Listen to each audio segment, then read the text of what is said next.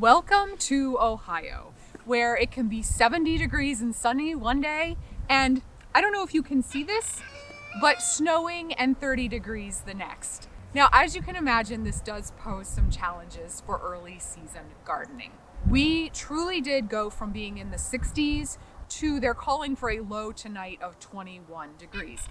And I've got stuff out in the garden already. I'm sure a lot of you are in the same boat and might be a little bit scared about what's going to happen to your seedlings. So I thought I would share with you today some information about just how cold tolerant some of your early season vegetables are, as well as easy ways to protect your seedlings.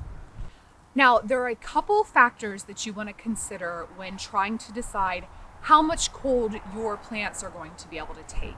Unfortunately, with annual vegetables in particular, it's not always quite as easy as just looking at that forecasted low temperature.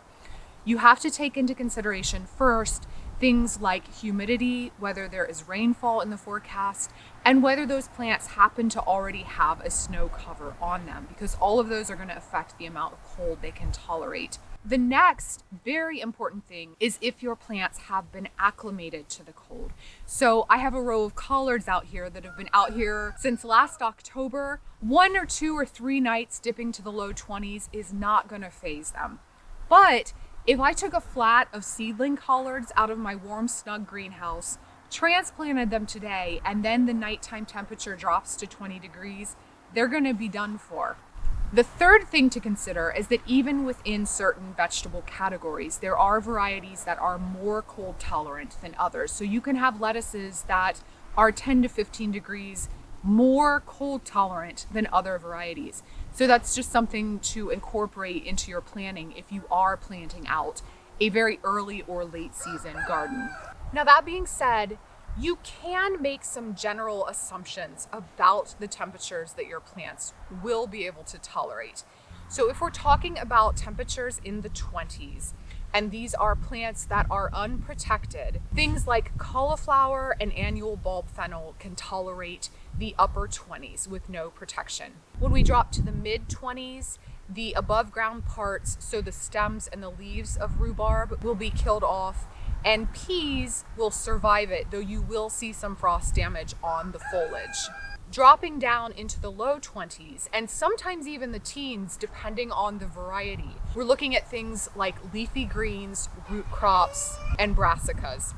So for your leafy greens, that's things like arugula, chard, spinach, collards, mustard, lettuce, kale, cilantro, parsley, endive, and mâche.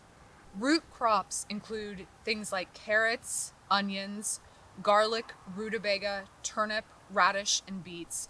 Potatoes also. With potatoes, you'll typically see the tops will frost kill, but they will sprout up new growth when the temperature is warm again. And then with brassicas, you're looking at things like kohlrabi, cabbage, and broccoli. And again, there may be damage to the outer leaves of the foliage, but the plants will bounce back and continue to grow just fine.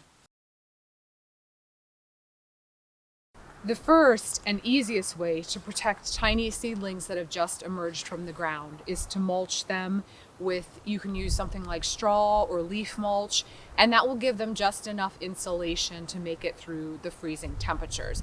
You just want to be sure to pull that mulch back after the temperatures warm again. If you have individual plants to protect, an easy way to do this is to use cloches. You can also use buckets or big pots or clear plastic jugs, whatever you have that will fit over that plant and give a little insulation. You'll just want to weight it down if there's a chance that the wind may blow it away.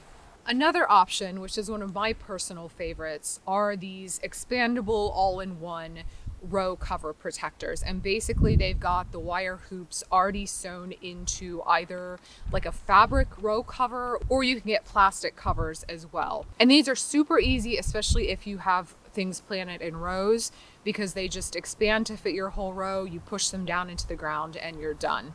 And a final option is to use fabric row covers to protect your plants. You can also use old sheets in much the same way, with the idea being that you're just putting a barrier between those freezing temperatures and your plants.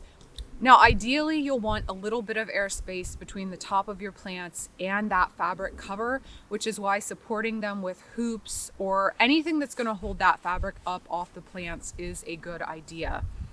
And then the other thing is just making sure you've got the fabric well secured to the ground so that the wind is not coming and just taking off with them. And for this, you can use fabric pins, rocks, boards, whatever is going to be heavy enough to keep that fabric secure.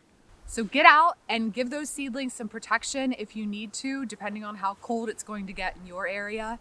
And let's just keep hoping for that warm spring weather to come back.